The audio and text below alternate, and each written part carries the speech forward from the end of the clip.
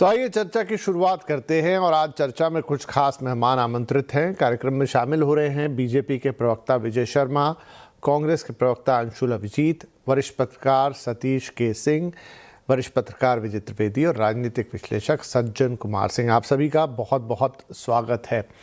तो सवाल पहला आपसे ही विजय शर्मा जी, क्योंकि आज हमारे पास दो विजय हैं इसलिए पूरा नाम लेके मैं बोलूँगा। संसद का पहला दिन था, जनता चाहती थी कि अलग अलग मुद्दे, मतलब उनसे जुड़े हुए मुद्दे, महंगाई पे थोड़ी बात हो जाती, रोजगार पे, अर्थव्यवस्था पर, ऐसे विषयों पे चर्चा होती, लेकिन पूरा दिन जो है वो हंगामे में निकल गया। सरकार को क्या लगता है, विपक्ष चर्चा से भाग रहा था या सरकार विपक्ष को भरोसे में लेने में कहीं चूक गई? और मैं बता दूं कि चर्चा के आज हम दो मोटे, मतलब दो धड़े रखेंगे, एक संसद के अंदर और एक संसद के बाहर। संसद के बाहर वाले पे आते हैं, लेकिन पहले संसद के अंदर की बात। विपिन जी, ये तो जग जाहिर है, आपने देखा होगा पिछले काफी समय से विपक्ष सिर्फ इस तरह की भ्रामक बातें करता है कि वो संसद चलने में बिल्कुल भी इंटरेस्टेड नहीं रहता। और उसके आपने इतने सारे उदाहरण देखे होंगे। आज प्रधानमंत्री जी को बोलना पड़ा कि आप तर्कों के साथ बात कीजिए, आप अपने तथ्य रखिए, तथ्य के साथ बात कीजिए। अगर आपके पास कोई मुद्दे हैं, देश में जनहित में कोई मुद्दे हैं, तो जनता के सामने रखिए, संसद के सामने रखिए। कोई आपके पास देश को आगे बढ़ाने वाली चीजें हैं तो वो सामने रखिए। लेकिन विपक्ष के पास क्या है? सिर्फ और सिर्फ हंगामा, झूठा नैरेटिव चलाना, झूठी रिपोर्टों के आधार पे यहाँ हंगामा खड़ा करना। आपने पूरे देश में देखा होगा किस तरह से झूठा नैरेटिव चलाते हैं। अगर एक किसी बाहर के देश में कोई अखबार झूठी खबर छाप देता है तो यहाँ हंगामा बरपा देते हैं, बाद में माफी मांगनी पड़ती है। कि संसद से लेकर कोर्ट तक किस तरह के नंगा नाच चलाया जाता है। मुझे तो बड़े दुख के साथ कहना पड़ रहा है कि देश की सबसे पुरानी पार्टी कांग्रेस पार्टी, उसके आज विपक्ष के नेता राहुल गांधी जी बिल्कुल गंभीरता के साथ संसद में नहीं आते। वो संसद में आंखें मारते हैं, झगड़ा करते हैं। जो शहीद है उनके पोतों को गद्दार बोलते हैं, अमर्यादित भाषा का प्रयोग करते हैं, कपड़े ऐसे पहन के आते हैं जिससे कि देश के लोकतंत्र और देश का जो मंदिर है, लोकतंत्र का मंदिर है, उसकी गरिमा को ठेस पहुंचती है। तो मुझे लगता है कि विपक्ष को ये सारी बातें ध्यान में रखनी चाहिए और गंभीरता के साथ बात रखनी चाहिए। नहीं तो देश जिस तरह से जनादेश सुना रहा है, इससे भी आगे जाके मुझे लगता है कि कांग्रेस पार्टी का तो ये हाल हो जाना है कि लोग कहा करेंगे कि एक थी कांग्रेस पार्टी। जिस तरह से इनका जनादेश खिसक रहा है और जनाधार खिसक रहा है, तो मुझे लगता है कि इनको अपने गिरेबान में झांकने की जरूरत है। तथ्य के आधार पर अगर बात करेंगे तो वहां जवाब दिए जाएंगे सरकार के साथ। आपके कोई अच्छे सुझाव होंगे तो माने जाएंगे। ये परंपरा नहीं है कि आप आएंगे, झगड़ा करेंगे, गालियां देंगे, मारपीट करेंगे, उकसाएंगे, आंख मारेंगे, किस तरह अभद्रता करेंगे। ये हमारी प्रणाली नहीं है, हमारा इस तरह का इतिहास नहीं रहा है। तो मुझे ऐसे लगता है कि कांग्रेस पार्टी, आम आदमी पार्टी का भी आपने देखा जिस तरह से दिल्ली की जनता ने जनादेश सुनाया, तब से बौखला गए केजरीवाल जी। तो ये केजरीवाल जी के लोग थे जो लगातार रोजाना जा रहे थे जंतर मंतर पर। उन्होंने किस तरह के लोग छिप के और पत्थरबाजी, और कितनी आपने सुबह से मुझे लगता है टीवी पे देखा ही होगा कि नकूले पत्थर ले रखे थे और वीडियो बना रहे थे, कह रहे थे अगर मेरे सामने कोई आ गया तो मैं इन पत्थरों से वार करूंगा। तो इस तरह के जो हरकतें हैं वो लोकतंत्र में कहीं भी किसी तरह से भी उनका स्थान नहीं है। मुझे लगता है कि लोकतंत्र, अगर सच्चा लोकतंत्र आप मानते हो, संविधान में आप विश्वास करते हो, तो संवैधानिक मूल्यों को बनाए रखो, सहयोग करो। विपक्ष का बहुत एक अहम रोल होता है। विपक्ष का रोल देश को नीचा दिखाना नहीं होता, लोकतंत्र को नीचा दिखाना नहीं होता, देश की संवैधानिक संस्थाओं पे हमला करना नहीं होता, देश की जो मर्यादा है उसको तार-तार करना नहीं होता, देश की सामाजिक सांस्कृतिक जो विरासत है उसको बचाना होता है। तो मेरी विपक्ष से इतनी एक हम्बल रिक्वेस्ट है कि विपक्ष एक गैर जिम्मेदार भूमिका ना निभा के एक जिम्मेदार विपक्ष के तौर पे भूमिका निभाए, देश को आगे बढ़ाने में सहयोग करे। जिस तरह से यशस्वी प्रधानमंत्री जी ने देश में एक के बाद एक जन कल्याण योजनाएं लागू की हैं, जिस तरह से देश प्रगति पे चला है, आर्थिक समृद्धि का दौर चुना है हमने, जिस तरह से मेक इन इंडिया के तहत किस तरह से आज ब्रह्मोस मिसाइल है, कितने देशों को हम सप्लाई कर रहे हैं। कहाँ हम सबसे बड़े आयातक देशों में आते थे, आज हमारा लाखों करोड़ का सेना जी। का जो ऑर्डर है वो मिल रहे हैं निर्यात करने के लिए। तो ये सब चीजें बताती हैं, ठीक देखना है। पड़ेगा। जी, जी, ठीक है। अब मैं आता हूँ अंशुल जी के पास। तो अंशुल जी, विजय जी कह रहे हैं कि उनकी सरकार तो चर्चा के लिए तैयार है या तैयार थी, लेकिन विपक्ष ने पहले दिन ही सदन चलने नहीं दिया। क्या विरोध दर्ज कराने और संसद चलने के बीच कोई संतुलन नहीं बनाया जा सकता था? आखिर नुकसान तो जनता का ही हुआ, और इस तरह की बात वो सवाल के तौर पे आपके लिए उठा रहे हैं। नहीं, देखिए, भारतीय लोकतंत्र में आज कितना शर्मनाक दिन था, लेकिन मुझे ताज्जुब नहीं होता है, क्योंकि सरकार चाहती नहीं है कि विपक्ष की कोई भी बातें हों। अगर आम आदमी की कोई बातें हों, अगर बेरोजगारी की बातें हों जो आसमान छू रही है, अगर कमर-तोड़ महंगाई है, निवेश हो नहीं रहा है, नेट एफडीआई अगर नेगेटिव जा रहा है, कूटनीति में आप बिल्कुल विफल हैं, वहां जंग हो रहा है, लेकिन वहां बहस में, वार्तालाप में आपका कोई कोई जगह नहीं है, कोई स्थान नहीं है। पाकिस्तान का है, लेकिन आपका कुछ नहीं है। चाइना आपकी जमीन पे बैठा है, जहां भी देखिए वहां पर विफल है। यहाँ पर सामाजिक तनाव है, और यहाँ पर युवक हैं, हमारे जो छात्र हैं, उनका क्रोध, उनकी जो महत्वाकांक्षाएं हैं, उनकी जो उम्मीद है, सब दांव पे लगा दी गई है। तो आजकल हो क्या रहा है, वो क्या विरोध भी नहीं कर सकते?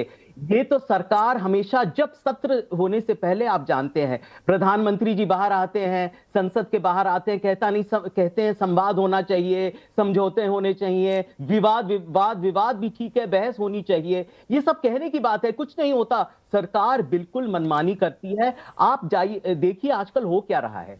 एक तरह से कार्यपालिका जो है उसका आतंक है। यहां पर जितनी भी संस्थाएं हैं घेरी जा रही हैं। सरकार, आप तो नागरिकता भी आप देख लीजिए, उससे सवाल उठ रहे हैं। मैं पूछना चाहता हूं विपिन जी, कैसे आप साबित करेंगे आपकी अपनी नागरिकता? बताइए ना, आप नागरिक हैं कि नहीं है? मैं सबसे यहां से पूछना चाहता हूं। मजाक बना दिया इस देश को। जब नागरिकता का प्रमाण नहीं दे सकते यहां पर, तो यहां पर लोगों का वजूद और अस्तित्व क्या है? छोड़िए विपक्ष को। यहां पर चाहती है सरकार कि वो ही मनमानी करे, अपने घमंड में, अपने गुरूर में वो चलने नहीं देगी। जो आम आदमी की बातें, छात्राओं की बात, अरे देखिए क्या हो रहा है। अरे लोकतंत्र प्रणाली की बात कर रहे हैं विजय जी, बड़ी अच्छी बात, मुझे बड़ी अच्छी लगी कि लोकतंत्र प्रणाली होती है, इसकी एक मर्यादा होती है। बड़े बड़े शब्द, हाँ, मर्यादा होती है। मर्यादा को विकृत कैसे करना है, इस सरकार से पूछिए। विरोध करना तो एक संवैधानिक हक है। आपको तो मार्च करना चाहिए, विरोध करना चाहिए, चक्का जाम करना चाहिए। अगर आप सरकार से सवाल उठा रहे हैं, आप सारी उम्मीद दांव पे लगा देंगे, आपसे दगाबाजी होगी, धोखेबाजी होगी, धांधली होगी, 153 पेपर लीक होंगे, और आप सवाल भी नहीं उठाएंगे। और जब आप सवाल उठाते हैं, छात्राएं सड़कों पे आते हैं अपनी नाराजगी व्यक्त करने के लिए, तो आप लाठीचार्ज करते हैं। चाइना बन गया है क्या? नॉर्थ कोरिया बन गया है? वही बना दीजिए, फिर वन पार्टी रूल कर दीजिए ना। यहां पर कार्यपालिका का ही आतंक हो, उनका ही दमन हो, उनका ही दबदबा हो, उन्हीं का सब कुछ हो। सारी संस्थाएं तो ले चुके हैं, खरीद फरोख्त होती है राजनीति में। संसद को लेजिस्लेचर नहीं, वहां पर मार्केट प्लेस बना दिया है, एक बाजार है जहां पर एमपी खरीदे जाते हैं, बेचे जाते हैं, यही कर दिया है। तरह से विकृत किया है, ये आप अच्छी तरह जानते हैं। और यही सवाल है, बेरोजगारी पे बात करिए ना, जो आसमान छू रही है। इसलिए तो लोग नाराज हैं, युवा छात्र क्यों नाराज हैं? क्योंकि रोजगार नहीं है, मैन्युफैक्चरिंग ठप है। जो वहां पर कैपेसिटी यूटिलाइजेशन है 75% से बढ़ नहीं रहा है। आपका एक आर्थिक चैनल है, इसलिए मैं बता रहा हूं, और आंकड़ों में भी जाऊंगा, बाद में आंकड़ों में भी जाएंगे, गहराई में जाएंगे, इस पे बात भी करेंगे कि हो क्या रहा है, आर्थिक स्थिति को कैसे। हाँ, ठीक है। विजय जी और अंशुल जी, क्विकली आप दोनों से छोटा छोटा 1-1 मिनट के अंदर जवाब दीजिए, क्योंकि बाकी मेहमान भी उनके पास भी जाना है। विजय सर, अगर सरकार वास्तव में हर मुद्दे पर चर्चा चाहती है, और जैसा अंशुल जी कह भी रहे हैं, तो क्या विपक्ष की कुछ मांगों पर नियमों के तहत विशेष चर्चा तुरंत नहीं करा लेनी चाहिए? टकराव भी खत्म हो जाएगा। विपिन जी, किसने मना किया है? संसद चलती है कानून से, तय नियम के तहत चलती है। आप नोटिस दीजिए, तय नियम के तहत किसने मना किया है? कौन से? अब इन्होंने बात की महंगाई की, बेरोजगारी की। अरे भाई, 52 करोड़ ऋण बांटे हैं हमने। हम रोजगार पाने वाले नहीं, रोजगार देने वाले बनाना चाहते हैं। तो आप ध्यान देंगे, आज देश में सबसे ज्यादा फॉरेन रिजर्व है। आपके टाइम में कितना था? 300 अरब डॉलर के आसपास। आज कितना है? आज अग्रणी देशों में है। हम सबसे ज्यादा हमारी जो विकास दर है, ठीक है, मैं आपका पॉइंट समझ गया। आप कह रहे हैं कि आप लेके आइए, तो आप चर्चा के लिए तैयार है। अंशुल जी, तो क्या मतलब आपकी रणनीति क्या है कि पहले थोड़ा दबाव बना ले, घेर ले, उसके बाद चर्चा करें?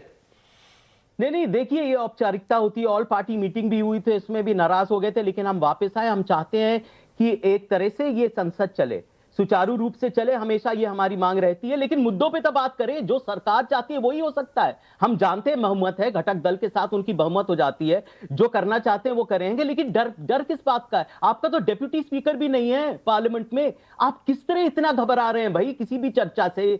आपके पास सब कुछ है, आपके पास इतना गुरूर है कि हम सब कुछ करा लेंगे, डिलिमिटेशन बिल भी करा लेंगे, एमपीज भी खरीद लेंगे, जो आप चाहें कर। अगर इतनी आपके पास घमंड है तो चर्चा से आप क्यों डर रहे हैं, क्यों बौखला जाते हैं? यही तो मुख्य सवाल है। और जहां यूपीए की बात आई, मैं आंकड़ों के साथ आपके बताऊंगा कि पेट्रोल के दाम यूपीए में कितने थे। जब यूपीए के समय में विरोध हुआ तो हमने वहां पर, उस समय भी तो विरोध हुआ।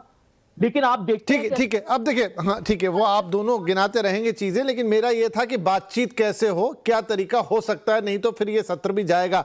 चलिए, मैं अपने पत्रकार बंधुओं के पास जा रहा हूं। सतीश जी, आप इस पूरे पैनल में सबसे अनुभवी हैं, आपने कई सरकारें और कई विपक्ष देखे हैं। आज की जो तस्वीर थी, क्या माने, ये भारतीय संसदीय राजनीति का एक न्यू नॉर्मल है, या पहले भी इस तरह के गतिरोध होते थे और चीजें ऐसी ही चलती थी?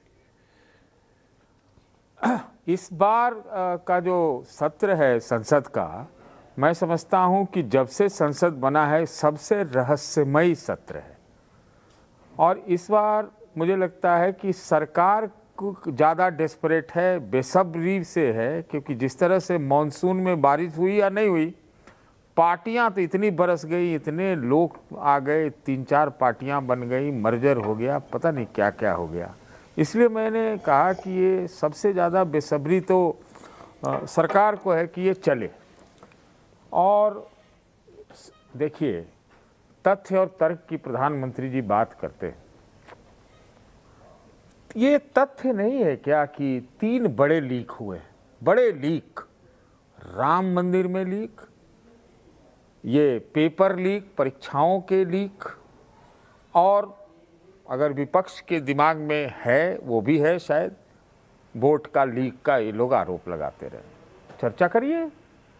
तो आप 2-3 जगह फंस रहे हैं, चाहे नीट वाले पे, चाहे मंदिर वाले पे फंस तो रहे हैं। और आज और सुप्रीम कोर्ट ने फंसा दिया, आपको मालूम है ना। आज सुप्रीम कोर्ट ने कहा कि एसआईटी बदलो, एसआईटी में बदलाव करना जरूरी है, कुछ इस ढंग का सुप्रीम कोर्ट ने कहा। तो कहने का मतलब है कुछ से सरकार भाग रही है और कुछ पे आप उनको जल्दबाजी है कि ये काम करना है ना। अब मैं इस पे क्या टिप्पणी करूं? देखिए, ये संसदीय इतिहास में टकराव होते रहे हैं। बीजेपी वाले से माफ़ी मंगवा दीजिए ना। यहाँ पे 2009 था मेरे ख्याल, या 2010 था, एक पूरा सत्र इन लोग भी नहीं चलने दिया था। लेकिन हम लोग जैसे पत्रकार उसको हम विरोध मानते हैं, विरोध मानते हैं। वो भी संसदीय प्रक्रिया का हिस्सा है कि आप विरोध करते हैं, बायकॉट करते हैं, प्रदर्शन करते हैं। मुद्दों की अगर गूंज होती है तो चले या ना चले। कोई लोग बताता है कि 200 करोड़ स्वाहा हो जाएंगे। अरे स्वाहा तो डॉलर के मुकाबले रुपया भी हो रहा है, आज 96.5 से क्रॉस था। तो वो मुद्दा नहीं है। मुद्दा है कि बड़े मुद्दों पर भागना नहीं चाहिए, बड़े मुद्दों पर चर्चा करनी चाहिए। तो ऐसे आप अगर ने एक चीज़ और आपने पूछ दिया है, देखिए, विपक्ष में कितनी एकता है मुझे नहीं मालूम, मुझे इस पे शक है।